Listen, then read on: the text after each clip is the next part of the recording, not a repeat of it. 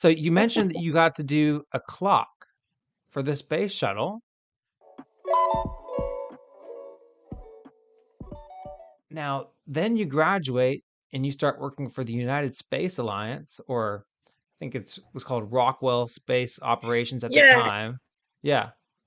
at first it was Rockwell, and then they changed the name to United Space Alliance. I was there for 7.5 years working as a contractor for the Space Shuttle program.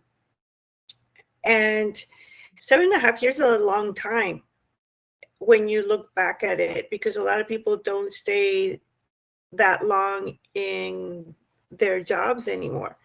Yeah. And it was very fun. I had a really great group of supervisors and colleagues that I still keep in touch with today. Some are still working at NASA. So it was definitely a fun program to be in. I met my husband at NASA. Wow. So, yes. So I'm very grateful that I didn't end up in California and I ended up in Houston, because things would have been quite different.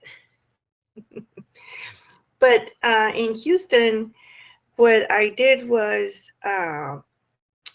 project management, and it was basically releasing the data for each mission cycle so that the astronauts and mission control could train.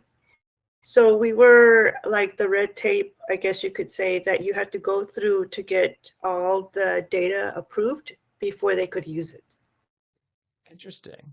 So why did you need that red tape? What was the importance of guarding that data? for safety. Okay. You wanted to make sure that you got everything correct. So we would go through a couple iterations of the data Hmm. before it actually went to mission.